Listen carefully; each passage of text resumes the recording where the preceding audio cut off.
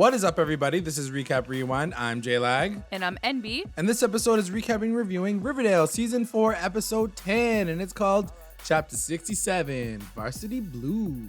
And don't forget, guys, stick around for the ending because we are going to go through our recap roundups, our best moments, our WTF moments, our best lines. We have so many, so be sure to stick around for that. And we also have our contest going on right now for a chance to win a $50 Amazon gift card and a pop socket. To enter, just rate and comment on our iTunes page, and you'll be entered in the draw. We're going to be extending this contest to the end of Riverdale Season 4, so we've got lots of time, but just apply and you can win some goodies from us. As always, to our continuing listeners and our brand new ones, thank you for joining us. Don't forget to like, comment, and subscribe to the channel. Let's get into the episode, yo. Ooh, Varsity Blues. Welcome back from hiatus, first and foremost. Yeah, it's felt like a long time.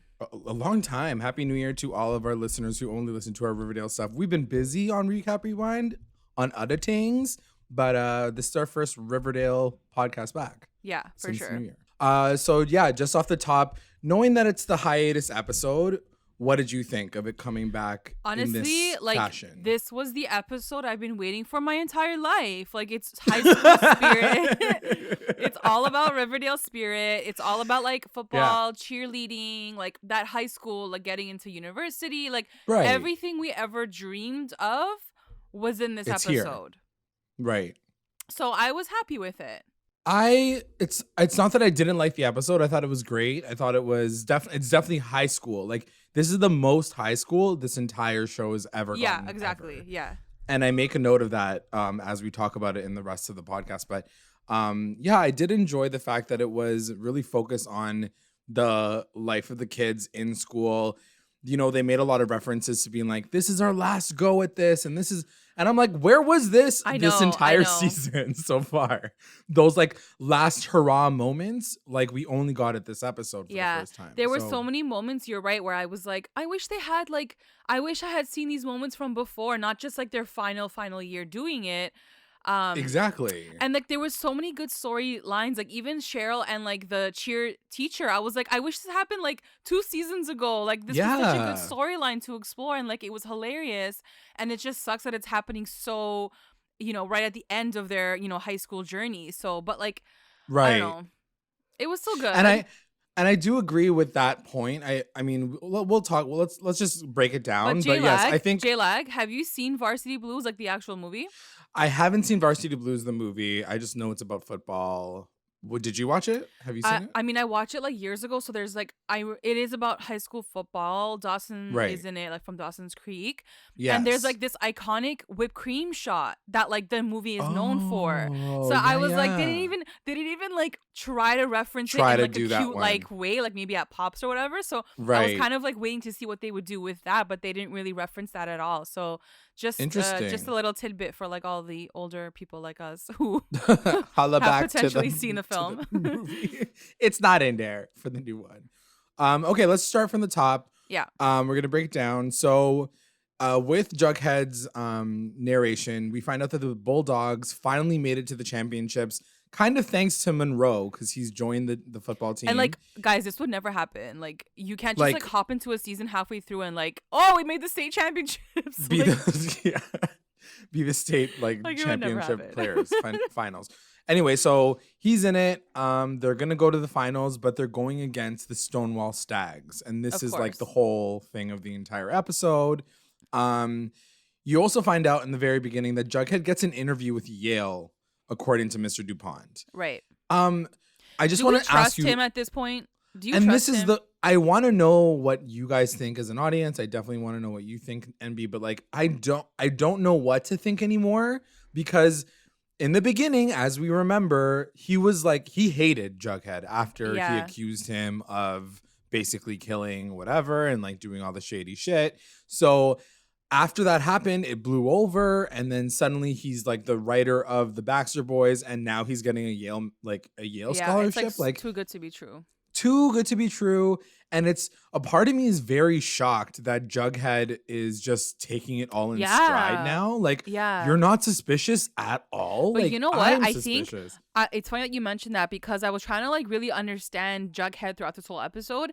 And I really do think it's going to come down to, I think he's starting to get used to the privilege. I think he's starting to get used to like having these, is that the vibe that you're getting? That's what I'm getting at least. Like, you know, with the laptop, you know, and like just like I feel like he's slowly like getting used to this special privileged high life world, right? So maybe that's why he's not asking the questions, because he's like, whatever, like let me just roll with it and see what happens in my life, you know? Yeah. I don't we can talk about it when he has that conversation with Betty, because I think that is kind of where his head's at. But I was kind of shocked that he doesn't even have one inkling of like investigator Jughead to be like, this seems fishy. You know what I mean? Yeah. Anyway, whatever. So he gets this interview, which happens a little bit later in the episode. Then it cuts to Veronica and Reggie talking at the Bon Nuit. And instead of making like the rum, she's like, I'm just going to add some like spices and make it like a Captain Morgan spice rum. But wait, can we tell everyone the story of our lives from like 2 weeks ago? So we go to our friend's house and she serves us like this coffee, and it's basically like Armenian coffee or like whatever. Yeah. And all of us are like lit. We're like, yes, like we're drinking coffee. It's so good. It's like basically espresso. She's like, no. She's like, there's cardamom in it. And we're like, cardamom. Ooh. We're like, Cardi mommy, yes.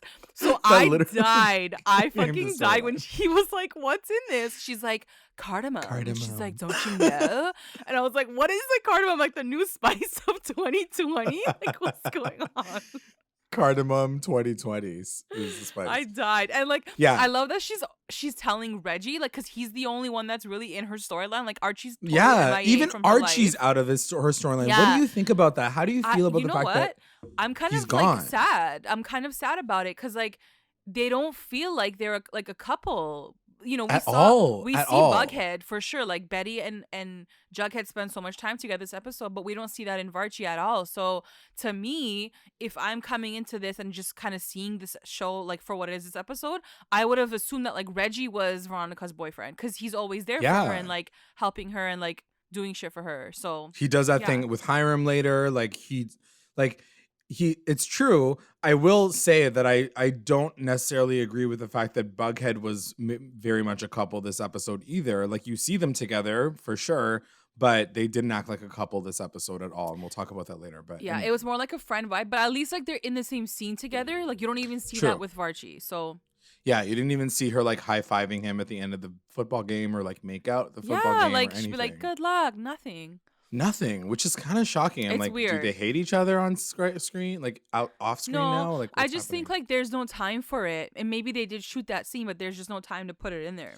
Which is surprising to me because like the things that they fucking spend time on sometimes on this show, like you can't give. But that's what I mean. Yeah, like they spent time on like Reggie coming up to her being like, "Hey, let's go scratch your dad's car," or like meet me in the parking lot at halftime. But they can't give like a scene to Archie and Veronica and be in her like wishing him good luck. Like especially the like, most high school episode. Like this is the most high school this show's ever gone. Sure. You'd think that they would do it. I did notice that too. And like they're not even like the lounge chilling together. Like everyone's very separated. Anyway, moving on. Cheryl meets the new coach. She runs into Mr. Honey, and her name is Miss Appleyard. And she's going to be the new coach because, as you remember, Cheryl's been MIA at school, and she's frazzled because she's like, "What the hell? Like, we didn't talk about having to switch the hands and whatever." And Mr. Honey's basically like, "This is happening, so deal with it." The one thing that I wrote down was I'm surprised they never had a coach in the first place. Like no, like I don't know any like cheer teams that just like kind of go off and do their own thing. Like, I'm not surprised that they didn't because of Cheryl, because I feel like she probably would have kicked any coach out along the way. I see.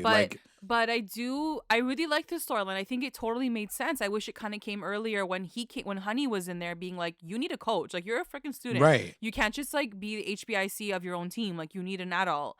So I really, really like this storyline, and I loved how she was like, no more pop freaking dances. She's like, we're gonna cheer. Yeah. Like, we're gonna be an no more musicals. Cheer squad. Like, I'm like, yeah, I'm down for that. Yeah, I know. I noticed that too. No, but that's what I'm trying to say. I just wish that they had this earlier or like in the very beginning. And I don't know, like her being introduced right now, like I don't know how to feel about it. Everybody's like hating on Miss Appleyard because like they're like, let Cheryl live. Like on Twitter, everybody's like, ew, who is this? And I'm like, she was in 2 scenes. Like, give her a break.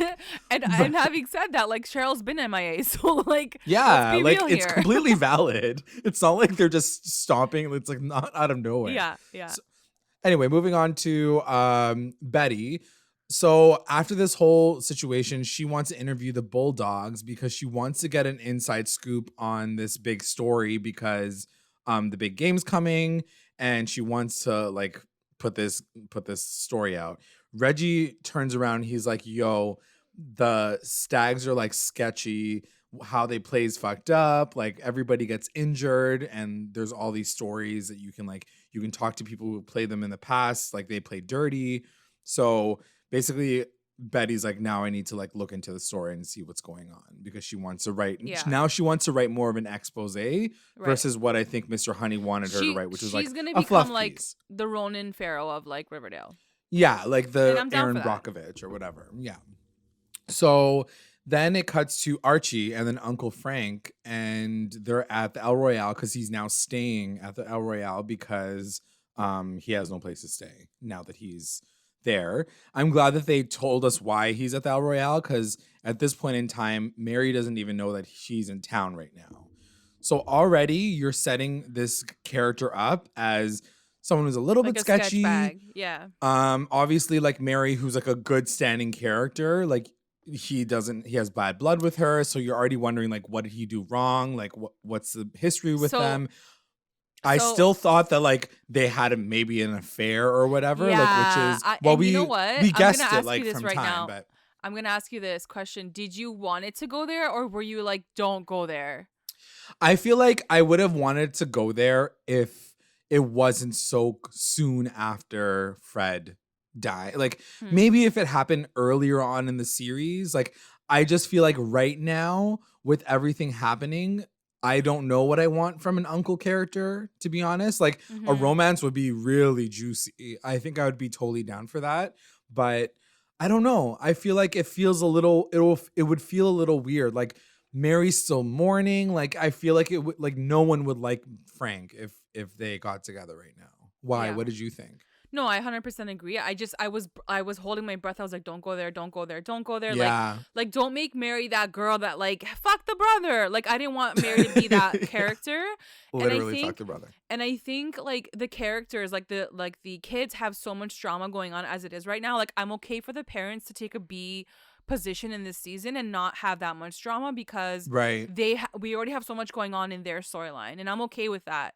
So I didn't want it to go there. I was like, please, I'm like, don't go there. And it didn't. So I was like happy about it. I do like the fact that they did position it this way where Mary's basically like, Frank is here. Like she gets so frustrated and annoyed about the fact that he's home. And just as a quick pause before we move on, like I don't know about you, but I think he be daddy to me. Oh my god, yeah, he's pretty hot. Like he's really hot, but like they positioned him as like a shady guy, so I'm like, but he is really yummy. You know what? He kind of looks really. Like, he kind of looks like Luke Perry. Like they have a similar like face, and I'm like, I'm down. They cast him pretty well. Yeah, and, they like did. I just want him to take his shirt off at some point in time because I'm just. Oh, you know that's gonna happen when he's like doing construction. Ooh, when he was doing when he was at the boxing ring and like punching that bag, it was like punch that bag, bro. Anyways, it's really funny because Archie's like, no, let's go talk to my mom. It cuts quickly to a shot of Mary just being like, what the fuck are you doing here? And there's the music in the background. Like, I love it. Yeah. I don't see them do that often. And so when they do, I'm like, this is great. I like this kind of. Well, it's interesting that you said that because I was going to mention it. And I was like, the music started right at the beginning of the scene. And it was like that goofy melody. Like, boom, boom, boom, and I'm like, boom. okay, so obviously there's something funny going on. Like, it's like, it's not that serious. Like he didn't like fuck her. Like, I liked how they did that because it set the tone for the scene and it was kind of just very lighthearted. And I was like, okay, this is cute. Yeah. Whatever. Let's agreed.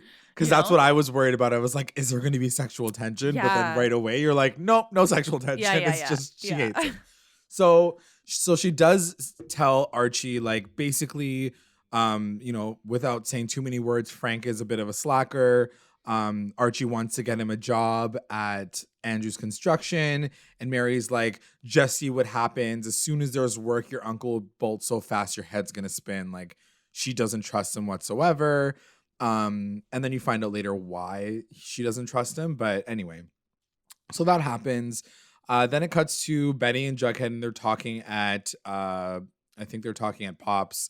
And he says that he has an interview with Yale. He was reluctant to tell her in the beginning because she didn't get into Yale, and that was like her dream school. So, but she didn't seem like too pressed about it. She's like, cool, good for you. Like, I didn't even know you wanted to go, but okay. Yeah, honestly, question for you.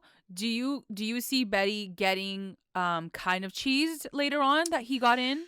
Yeah, I mean, considering what happens at the end of this episode, I don't know where they're going with it, and I'd love to know everybody else's opinion on this as well, including yours. But like, I don't know. Like, is she upset about it? Is she just trying to be a supportive girlfriend? Is she gonna have a blow up moment where she's like, "Fuck you and your Yale people," and like, I don't know what it's gonna be. But yeah, what do you think?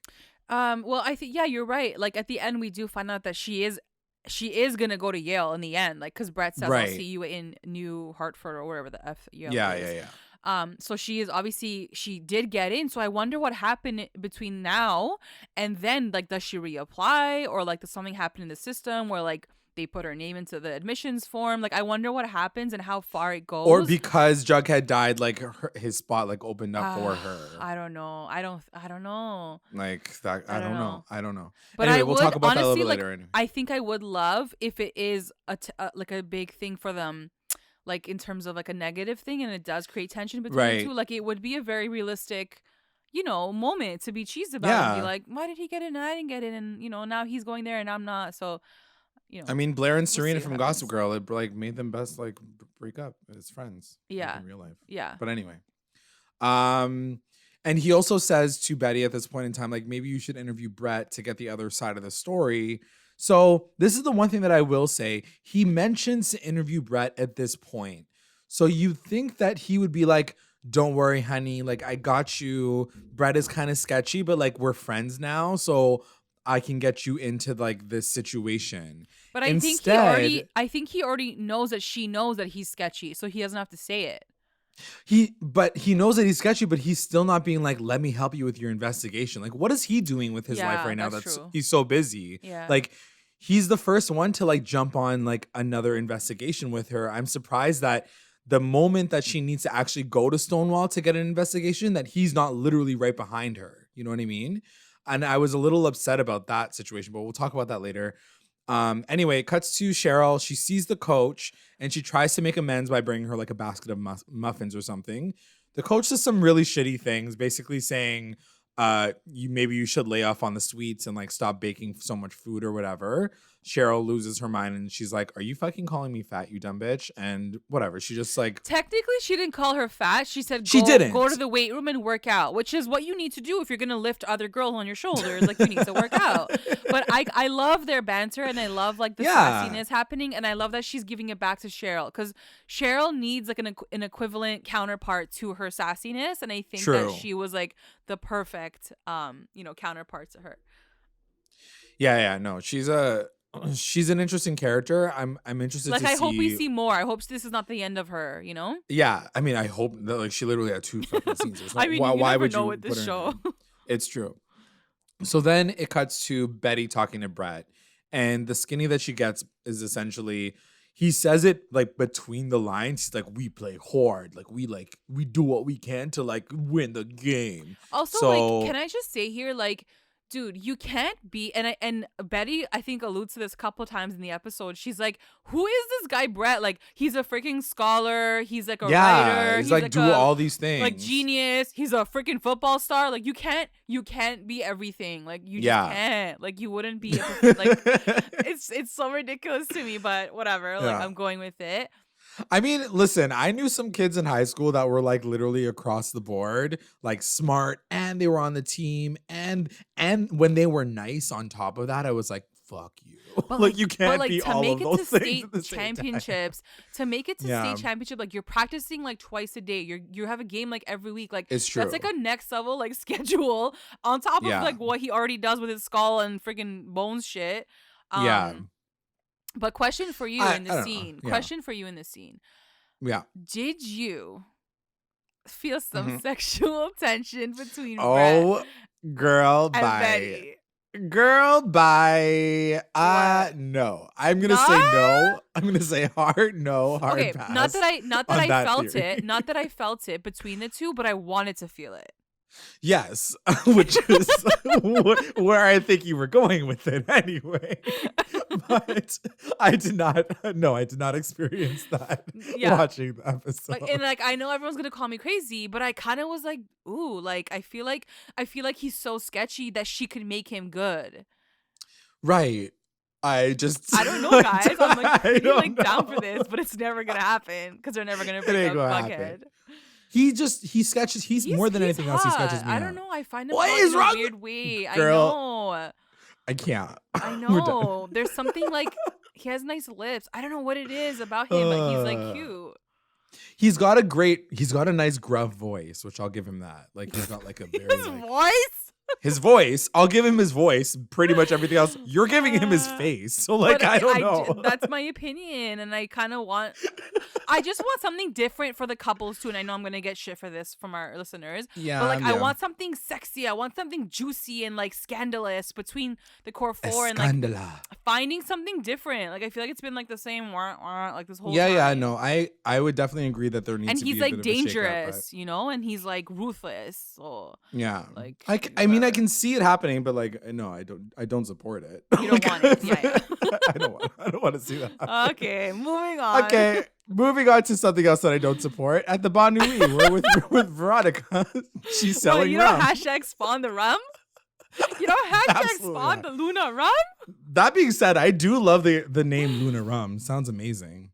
Okay, Veronica's setting up this whole like rum tasting with like 4 people in her bar, and they're like, "Oh my god, Veronica! Like, what's the secret ingredient?" She's like, "Cardamom." It's like fresh. She's like, "It's basically like my dad's recipe, but like different." I just put cardamom in it and just called it a day because like that's what I do with my life. She's like, "Perfect. I'll buy 4 cases. Thanks." So for a second, I was like, okay, cool. But like, it was done with this storyline. No, here's the thing that I will say about the storyline. I do want to see where it's going. They spend way too much time on these like setup situations. Yeah. Why couldn't she just say under her breath to Reggie, like, guess what? 4 restaurants want my rum. Like, why did we need to have her like tell the story of her abuelita? Like, I know this is gonna go nowhere. Like, I don't care. She tells the whole story. You know what? You're right. The way this episode ends with her and Cheryl, I wish that had happened from time. Like, I'm living for that, and I'm so excited for that. But I'm like, girl, why'd you go through cardamom first? Why didn't you just go to maple syrup? It took you 4 fucking episodes to get to where you are right now. Maple syrup's like right in your face. Like every single damn day. You work at a diner that uses maple syrup on the pancakes. You got sticky maple in episode 3. Like, you know these things. You should know better. So speaking of sticky maple, the next scene is Cheryl and the cheerleaders. These segues are lit. I know. I'm like moving to the next moment. Cheryl and the cheerleaders are going on strike because they can't have it. They can't do regular cheer stuff. Don't you know? Yeah, they're like, we want to do musicals. They need to sing Ariana Grande. So yeah, they go on strike, and that's what they bring to Mr. Honey, and they kind of have him over a barrel because they're basically like, yeah, it's one of the biggest games of the entire season. You don't want them to not show up, right? So he's like, uh-oh. And she's like, nailed it. I did it. Like, I got him under, you know, I'm going to figure this out, whatever. Then it cuts to Betty. And now she's like interviewing back to back all of these players who have gone against Stonewall in the past. And they're like broke up. Like, one of them has a fucking neck brace on. Like one of them, like it's like they've been fucking busted for like years on it, like permanent damage. So yeah, they basically say they play really dirty. Like it's all the things that were confirmed with her interviewing these people. Like, yeah, they fucking like injure you on purpose to get you out. So then it shows El Royale and Reggie and Archie are there, and they're just like saying bye to Monroe. Monroe leaves. As he's leaving, he bumps into 4 people wearing the same rabbit masks that were in a couple episodes before, the Ice Storm episode. And so you obviously know that it's Stonewall, and then they basically like beat him. So I was like, first of all, this is a little triggering. Like beating up a guy in the middle of the road, like not cool. On any level, but just like more specifically this situation. But anyway, and they so go for his knee to like obviously take him out of the game, which was their intention. They bust his knee up and then they dip, and in that moment that's when Reggie and Archie come out and they're like, we know who it was. And he's like, yeah, he's like it's like my Reggie. Fucking knee, my knee's like fucking busted up. So obviously now like Monroe like is not going to be able to play or whatever. So then it cuts to Brett and Jughead and like the rest of that Skull and Bones crew, and they're all meeting in some weird basement. It kind of looks like the bunker, but it's not the bunker because Penelope's down there. But so they do like a final initiation. And essentially, it's like, tell me your deepest, darkest secret, and we can just go around in circles so we can stay closer together. And all of them kind of say something. Donna has a moment where she talks about like being molested by her aunt. Like it got really dark. Like she was talking about like getting abused by her uncle, and then she started cutting herself. Then it cuts to Brett talking about the fact that his dad got him a hooker when he was younger. It literally became Euphoria in like 10 point seconds. Like, I was like, oh, are we watching Euphoria right now? Like, what's happening? They took notes. Like, they took notes from Euphoria. Yeah. And then Jughead is like, so I'm homeless. Like, I used to be homeless. And I was like, okay, we all know that. Like, that's not like really deep. That's like not dark tea. And then he went in to talk about the fact that he watched a guy get beaten to death. I was like, so you're like, admitting to a crime right now. Do you want to backtrack? Do you want to retract that statement? Because that's like an accessory to murder. So literally an accessory to murder. So where do you think this is all leading to? Like now that they know these secrets, he just spilled the tea. Like what is going on? Okay, so another question for you. Did you believe everyone's story? I feel like if Donna lied about that, I'd be like, you bitch. But then Brett, I'd be like, his wasn't even that bad. Like poor privileged white kid like has to fuck a hooker. Like I'm so sorry you had to do that. Like no, but like maybe he was like super young or something. But I know it's wrong, but at the same time, I'm like, your problems are not my problems. You know what I mean? I don't know. I only say that because they were like, we'll say ours first and then you can say yours. So I just felt like they sort of set him up, and I do feel like they're just setting him up in general this whole season. I don't know. I wouldn't be surprised. But if that's the situation, how did he become this deluded? Like how did he become this unaware of where he is and what he's dealing with? Is it truly just because he's now like, I'm accepted, I'm a part of this crew now? Like it's so funny because in our like, not to jump to our Twitter comments, but somebody tweeted us yesterday saying, has he not learned anything about secret cults from fucking Alice getting into a cult and like dealing with that shit, that he wants to jump into another secret cult and do God knows what with them? Like, why was he so willing to jump into this fucking secret club? Like, what was it about this? I don't know. I don't know if he was willing. I think he kind of really he did kind of get pushed into it, and he is all alone over there. And so I do understand like why he's doing what he's doing, but I don't know. Like, I just don't know what his end game is. Like, he's got his friend. Like, I'm just trying to think of myself in his shoes. Yeah, you're lonely. Yeah, you're this, but you. Like, it's all the things that, anyway, we'll talk about it during the Betty and Jughead fight, because I think it all comes up later. If people were, like, hooking me up with, like, sick shit and, like, getting me into Yale, I'd be pretty lit for that. So, like... Yeah, but also, like, he's not the type of person to want to take that kind of, it's true. But I guess now like, after seeing his grandpa and, like, after seeing his dad, like, I guess now he's, like, this is my time, and, like, my time to, like, take what... I can in this life and like be something. And so maybe it's coming from that, place. He's like, I gotta take this moment. I got one moment to live. Yeah, basically. Exactly. All right, whatever. Moving on to the next piece where the cheerleaders go back to cheer because Mr. Honey threatens them that they're not allowed to go to prom if they don't. So all of them go back except for Tony and Cheryl. And so they're like, fuck you guys, fuck this like cheer squad, I'm out.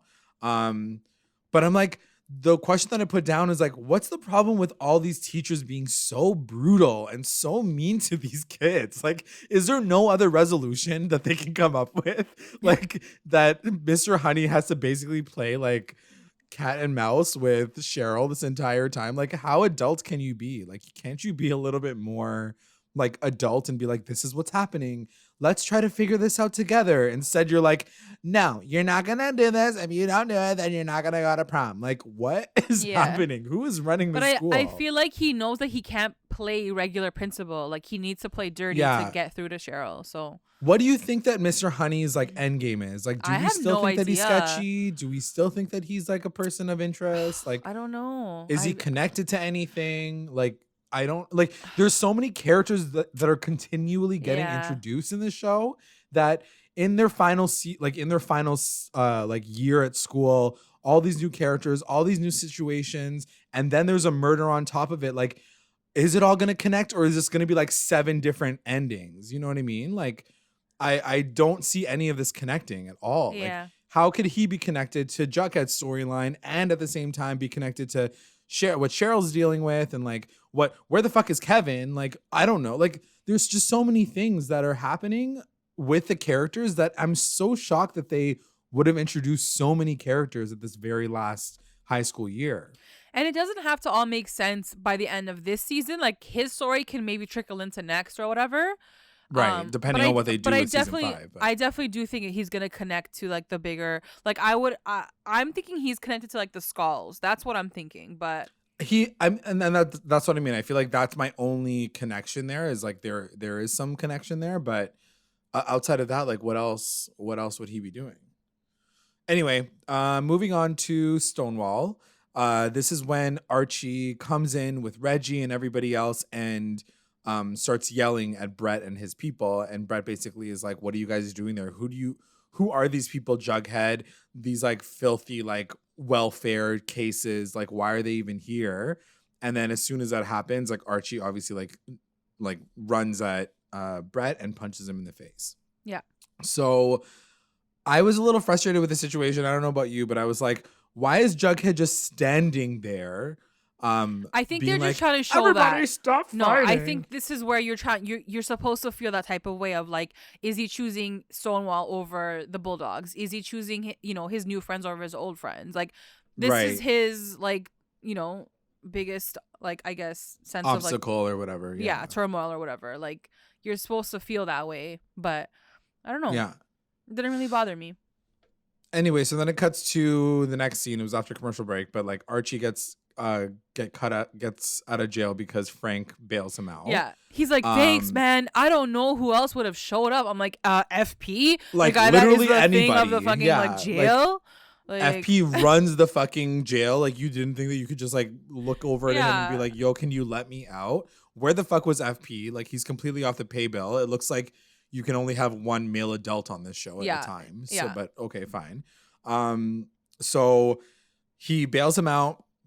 And then it cuts to Jughead, and he has an interview at Yale with like the Yale guy.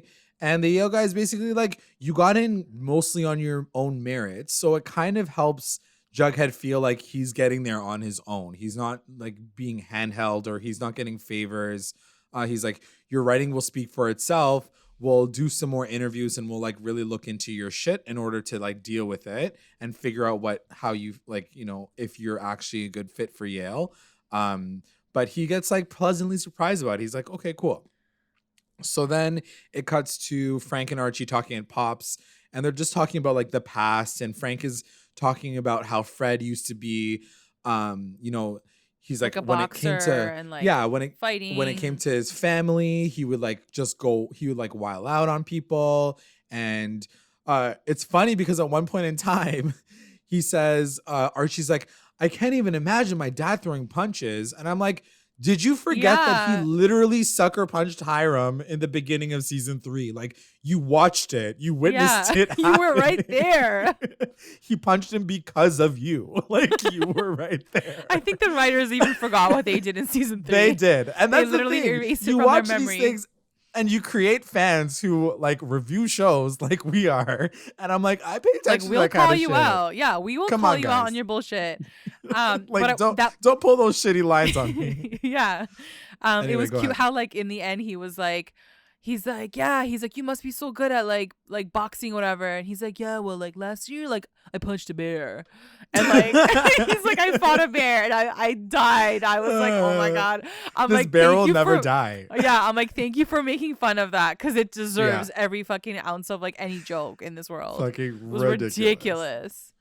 So the next scene I loved, but also I got sad because Betty and Veronica have the first scene together, I feels like, in the entire season. Yeah, in a long time, I haven't seen them together on screen, just the two of them, in so long, and it made me miss them so much. Mm-hmm. And I'm glad it did come to like a B&V moment where they were like, okay, let's like scheme together. Let's figure this out. But and I like also Veronica was like, got I so missed them together. excited. Veronica's like, oh, she's like B&V. And she's like, no, just a V. Because like, I can't just do this you. right now. But like, I'll be like Aw. on the low key, like listening to you. And she's like, okay, cool. So, also like take in the fact that like Betty never once mentioned B Veronica Posh, like Monica Posh. She never said put on your blonde wig. She didn't say none of that. She just said go as Veronica because like they don't know you. But this bitch goes and puts on her fucking blonde wig and is like, I'm Monica Posh. I'm like, she's like, I got just the wig. I got just the wig. I got just the alcohol to like let him go. Luna like, got this. Now available in all stores for 5 seconds before my dad shuts me down. So then it cuts to whatever. So that's about to happen. Essentially, Betty's gonna try to like she's gonna use a microphone to try to get Brett to admit the fact that he did this, and like he actually like hit Monroe beforehand, and Monica's gonna get that information. So then it cuts to Archie and Mary, and they're talking, and Mary's like, "So how was your day, bro?" And he's like, "It was fine, like nothing to report." And she's like, "So you didn't go to jail? Like what the fuck is wrong with you?"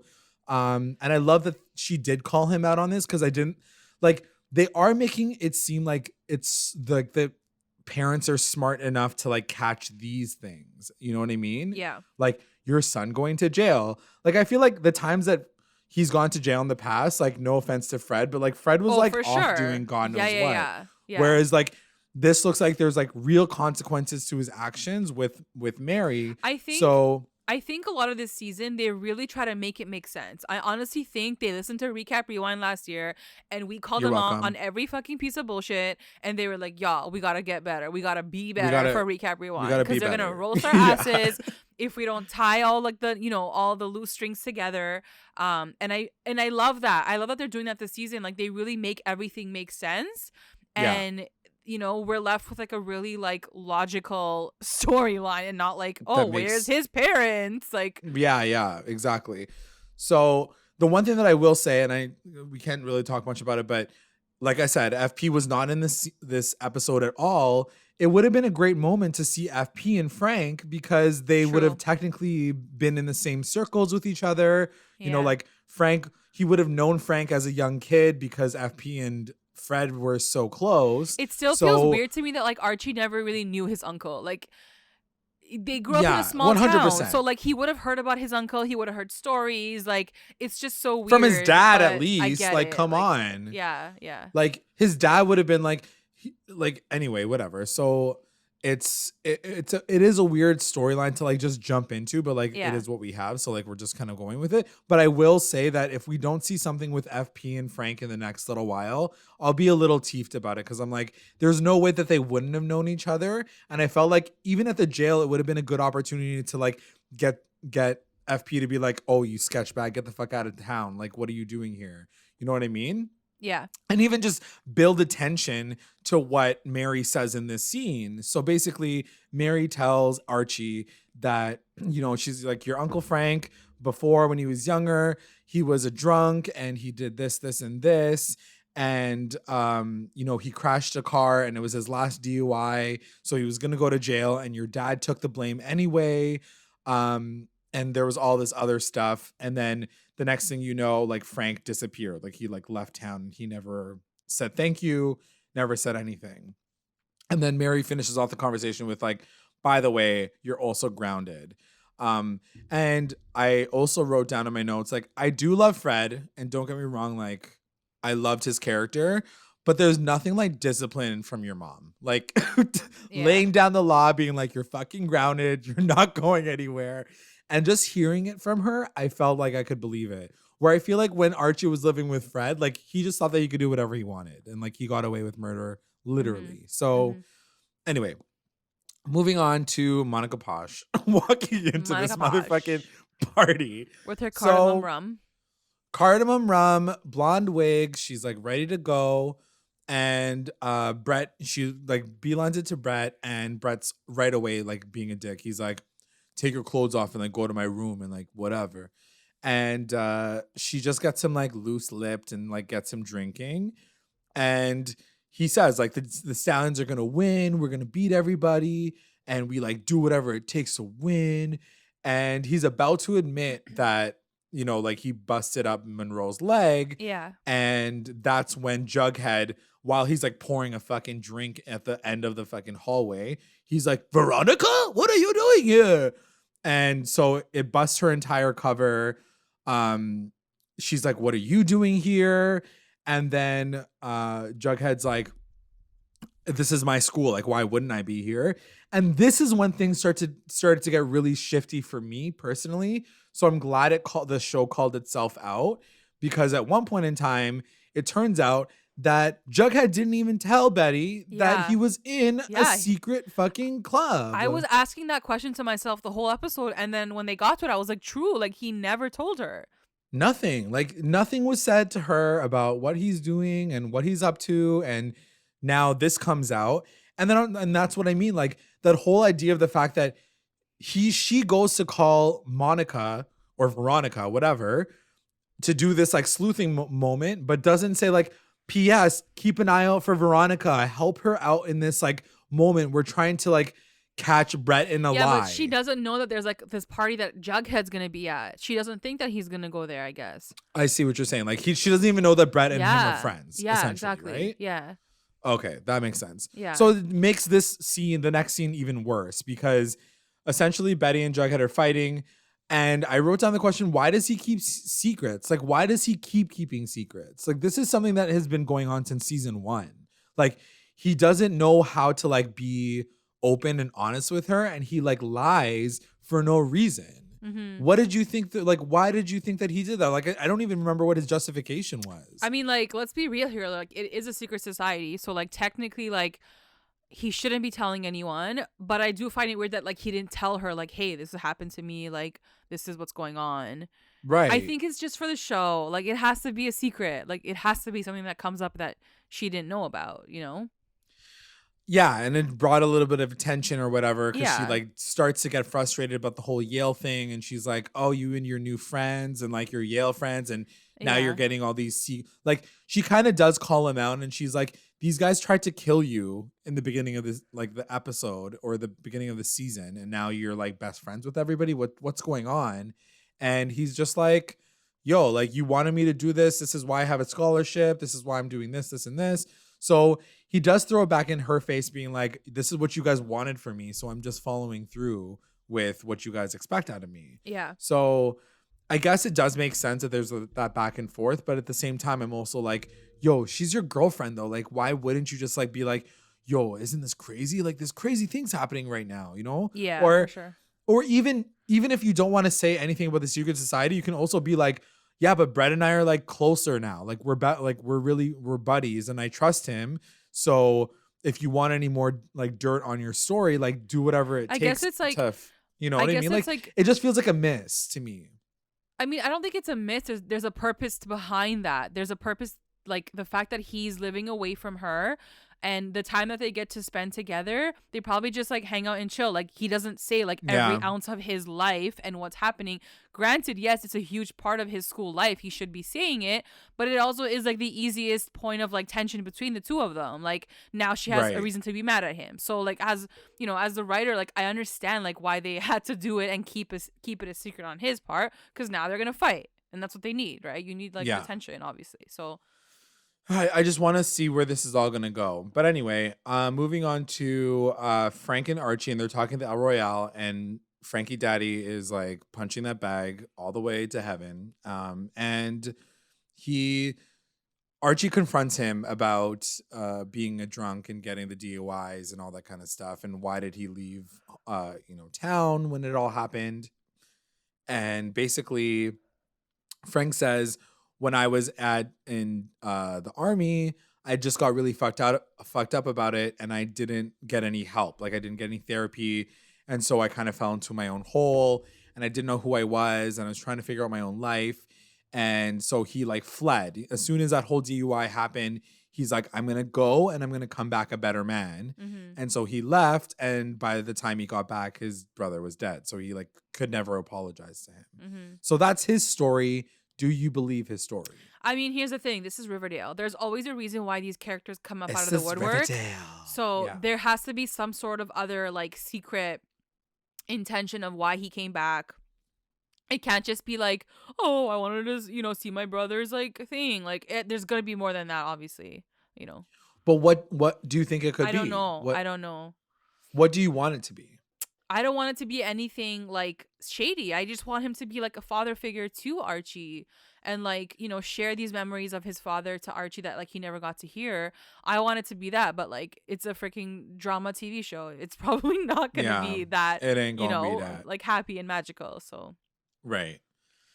So anyway, they say that Archie's like, okay, cool. Then it cuts to the Bon Nuit, and then Hiram gives Veronica a cease and desist to stop this rum business, because basically she took the recipe, and he's like, my chemist like looked at both of your DNA makeups, and like both of them are exactly the same, which is exactly what we were saying. We're like, girl, it's literally like the same recipe. You can't do that. Like you literally can't do that if that's what you're doing. Like who told you that you can just add a fucking cinnamon stick into your fucking spice rum and just call it spice rum? Like that's not how it works. So anyway, he says like, stop this or I'm going to sue you, or you can partner with me. So he's trying to like get her back in, and she's like, no, I don't want that. Where do you think, how do you feel about where they're at right now in terms of like their father versus daughter situation? I think this is all Veronica's storyline, and I feel like Hiram's kind of being like, I feel like they're almost wasting Hiram's character a little bit this season. Yeah, I agree. He's not really doing much, but he's doing just enough where he's still relevant in the story a little bit. Yeah. Like, him coming back to be like, no, you can't use my recipe, but let's be together again. Let's like do it together. Like, right. He's not full blown villain. And it's almost like he's like just, half I don't know. Villain. Yeah, like he's like a half villain almost. And it's like, I don't know. It's interesting what they're trying to do with their characters, but whatever. We'll see how that all kind of plays out. But then it cuts to Mr. Dupont talking to Jughead, because he finds out that Betty's writing this article, and he's like, I know she's your girlfriend. Is there anything that you can do?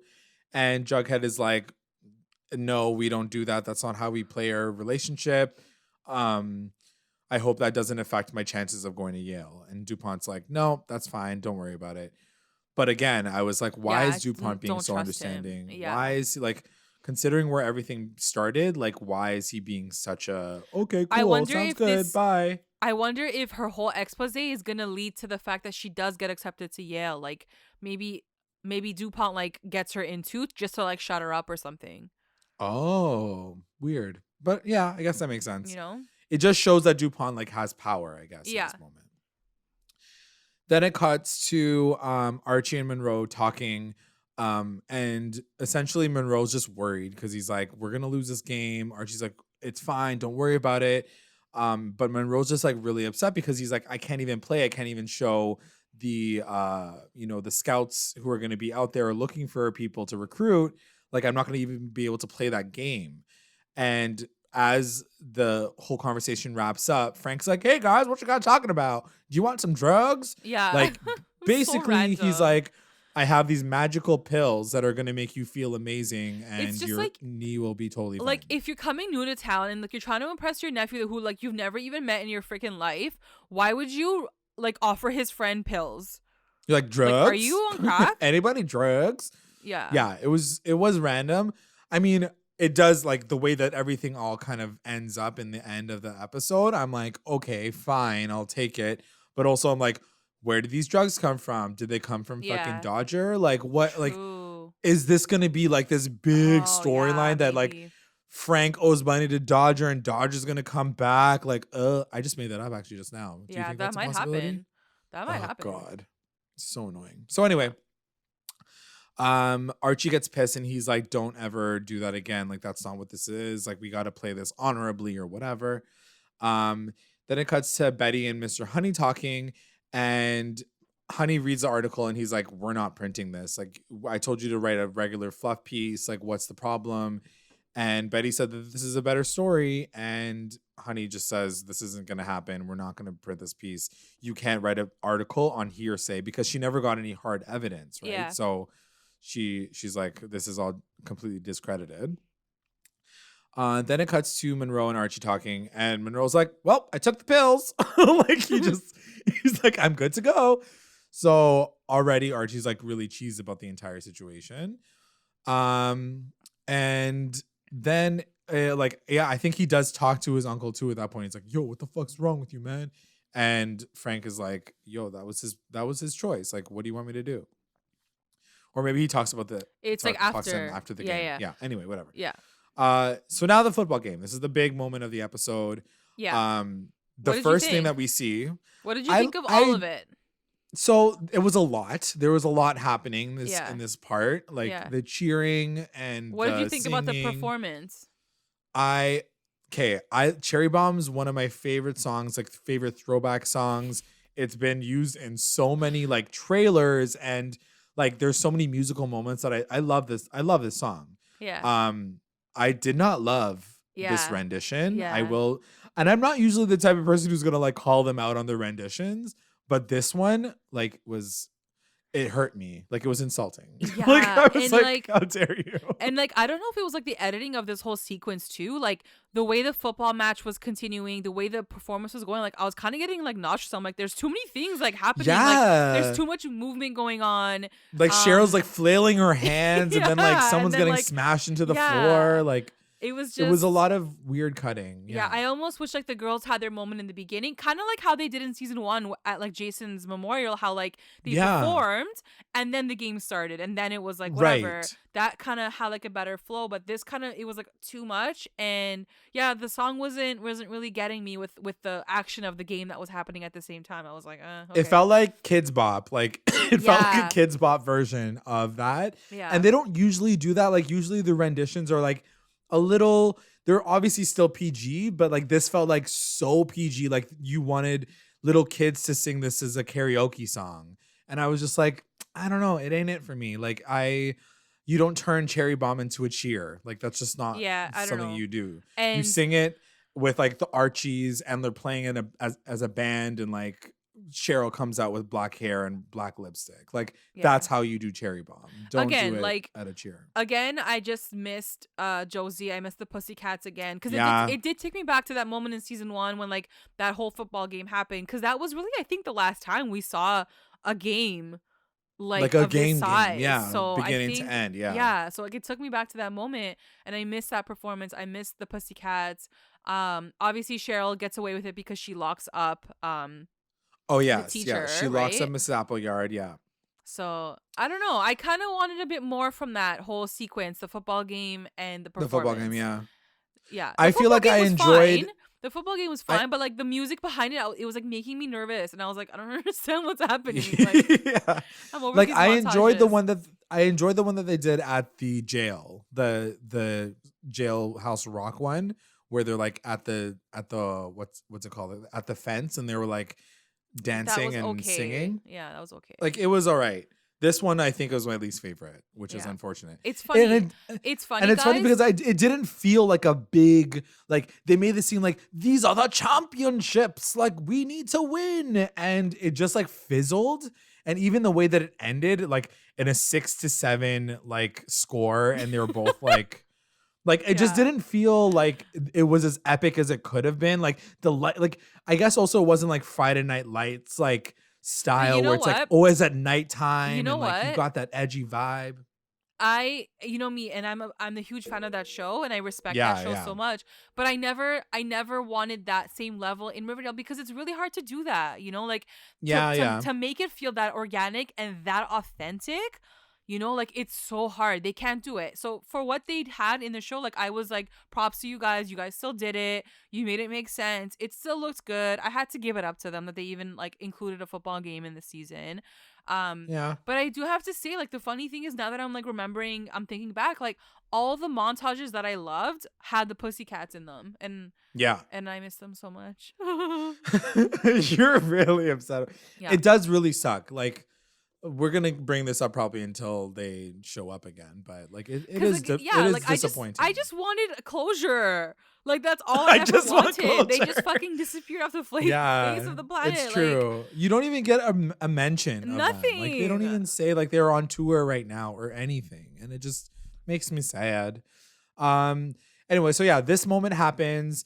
In the last play, they're like ready to go, and Monroe, like, they lose. I'm glad they lost because, like, I'm like, okay, it's so unrealistic. Like, if they won the state championships right now, like, come on. Yeah, that's fair. So in this moment, this is when Frank talks to Archie, and he's like, "Yo, what the fuck's wrong with you? Why'd you do that?" And Archie's like, and then Frank's like, "It was his choice. What are you trying to tell me? Like, Monroe's a grown man. Like, he could have said no." And then this is when Monroe is like, yo, like Notre Dame, just like a recruiter just came up to me and he said he loved watching me play. And like, now I'm going to go to fucking Notre Dame and like see them. So he's excited. Do you think there's more to this storyline? No, I don't think so. I think it's more to what happens with Archie and Frank at the very end where they have that moment and he's like, you know, like, I guess I just realized that, you know, when things happen, sometimes it's not about playing fair. It's about, you know, like just doing what you got to do to make your next move. Anyway, another thing that happens in this part, Hiram gets, I guess, do you want to say that it's sabotage? Like what? I don't know what the fuck it was. Yeah, it was, and it was kind of random. Like it was so weird that Reggie instigated all of this because he's like, "Hey, Veronica, like you want to go like do something to your dad after like at the middle of like halftime?" And she's like, I guess. She's like, I'm not like that mad at him, but like if you're down, I'm down. And then so I guess like they streak his car, his like shiny black car, and like they put like Luna rum into like his gas tank. I was like, okay, like are we like pranksters now? Like Veronica, like you own $1 million company with your dad, like against your dad. Like, is this what you're trying to do? Like prank his car? Like, does also he really like give a what shit? did she do in that situation? Was she like was she like happy about it? Like it was such a random part of the episode that like they didn't really need it. No, none of it made any sense. Anyway, so that happens. Even Hiram's like, "What's happening?" He's like, "This is my car." Like, so confused. Yeah, he's like, "I parked over there." And then the big thing that happens is like Veronica and Cheryl are sharing like a snow cone or something. That was like, so random. She's like sucking on this random snow cone. And she's like, "You want this some?" Delicious. And she's like, "All right, I guess I'll take it." Like Veronica's just confused this whole episode. She's like, "I don't really know what I'm doing here anymore." She's like, "What's happening?" She's like, I'm a mix between Monica and Veronica this episode. Yeah. Somewhere in the middle. At this point, I'm a little bit more Monica than I am Veronica. Like, so she takes like a bite of this snow cone. This is my best moment. I love this part. And she realizes that there's maple on it. And she's like, "Is this maple?" And Cheryl's like, "Yep, it's Blossom maple syrup." And Veronica's like, ding, ding, ding, ding, ding, ding, ding. Like in her brain, she's Her like, eyes wow. Yeah. It's like every single encounter that she had with maple syrup, like shows in front of her brain. She's like, episode 3, Sticky Maple, the funeral. The death of Clifford Blossom. She's like, it all makes sense. It all makes sense. I need to put this into my liquor. Like, okay, cool girl. Then, whatever. So then it does cut to Frank and Archie having their moment at the house, and he's now sleeping in, I guess, like the living room until he finds his place. And he does like kind of lay it all down, and he's like, you know what, Uncle Frank, like it's fine that you drugged my friend. It's like it is what it is. He's like, I'm good. Yeah, I'm good. Like he says, like everything is a risk. Like I think that was his big takeaway. He says like everything's a risk, and that's kind of like what we, you know, are taking away from life is we need to take a risk in order to like get to the next step. Like I don't know. It felt like very epic for like such a small character. This entire season is a risk, Frank. Yeah. This whole season is a risk. Like, he's like, we don't know if we're going to get picked up. Like, we are just doing it and we're hoping for the best. And they got picked up. So congratulations. Anyway, so then it cuts to Cheryl and Veronica and they're talking pops. Yeah. And Veronica's like, here's my proposition. Here's some sticky maple. Here's my rum. And we're going to put them together. And this is what it tastes like. And then what does Cheryl say? She's like, oh my God. She's like, it tastes like breakfast on the beach. And I'm like, ew. And Veronica's like, no, Cheryl, it tastes like money. And money Cheryl's like, beach? yeah, I was just joking. It obviously tastes like maple rum. She basically is like, died. Yeah. So what do you think about this? You like this whole combo? For one, we've been waiting for this for like the last, since the beginning of the season. Yeah. It was teased to us during Comic-Con, so it was expected. But I'm excited. But also, like, I hope her plan is not to just add rum to her or add maple syrup to her current recipe. With the cardamom?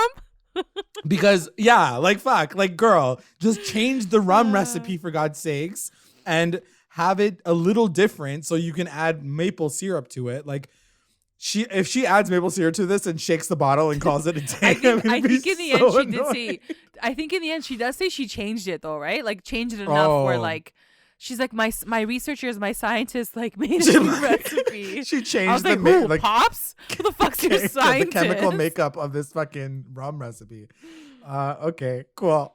So she's like, yeah, they want to start a business. She's got like money, dollar signs in her eyeball. She's like ready to go. I'm excited for it. I think that they'd be a great group to get to take, like, even if it is to take down Hiram. I'm like, okay, fine. Then it cuts to Mr. Honey and Betty. And it's setting us up for next week's episode. But basically, Betty says that there is this final competition that's happening that's against the Stonewall Stallions, or I guess Stonewall. It's a trivia competition.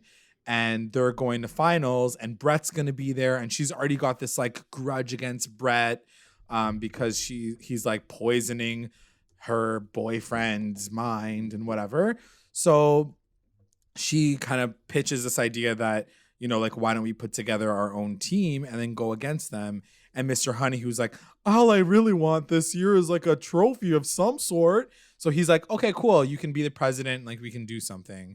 And that's, setting it up for next episode. And then it cuts to Brett finding out that he gets into Yale as well. So that's the final scene that we see. They're all like cheersing at Stonewall. They're all like, yes, yes, yes, yes. And Jughead, they're like, congratulations, Jughead, for getting into Yale. And then Brett's like, I got into Yale too. And then as they're like clinking their glasses, we get a flash forward. Yeah. And it shows Betty packing up Jughead's stuff in his room. And it's like a picture of them. And she's starting to get sad. And Brett kind of is at the door. And he says, save your tears, ponytail. Get over it. he said, you don't have to cry, no one's watching, which was a very interesting thing to say, as if she's been faking it or something. Right. And then he says, it'll just be you and me in New Haven, which this is why we find out that Betty's going to be going She to got Yale. into Yale, yeah. So, yeah, that's the last scene that we see. What before we get to our roundups, what did you think of that final moment? I think I liked it a lot. I mean, I don't know what it all means obviously yet. I do think that they are definitely setting up his murder. The fact that he said like you don't have to like fake it anymore, like no one's watching, right, makes it seem like it is a setup. But having said that, like she's like cleaning out his room and shit, that like as if he's like really dead. So he like dead this and that's what I mean. This is going far, you know, like this fake murder this is going very far. Like we made a video. If you guys haven't checked it out, check it out on YouTube. Where we came up with about 4 theories about what's going on with this flash forward, like who's dead, who did it, what is the storyline. Check it out if you get a chance. But yeah, I don't know, with this extra new clue that we have, do I believe that he's like, I still, my money is still on the fact that he's actually dead.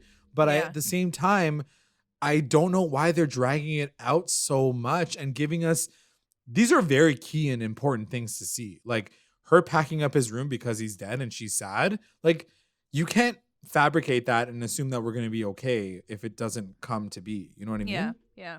So I don't know what the writers are trying to do to us to get us excited. Are they getting us excited? Or are they getting us worried? Like right now, I'm just confused. Like I'm just more than anything else being like, what's happening? Like, is he actually dead? Like, can we confirm this or not? Yeah, like, can we? Mean? Yeah.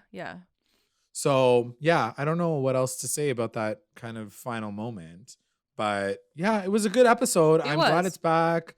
Let's, like, get into the rest of the season. I'm looking forward to seeing what happens in the next, like, few episodes. Sure. Before we get into our recap roundups, did we want to cover off some of the things that we got on Twitter? Sure. We have something from @Navy_Poseidon20 saying, I think Brett might have hinted he might be gay in his confession. At the end, when he told Betty that they don't have Jughead anymore, that it could just be them in college, could Brett have had a thing with Jug? Yeah, I saw that and I was like wondering about that. I didn't really take anything that he could be gay from his confession, but right.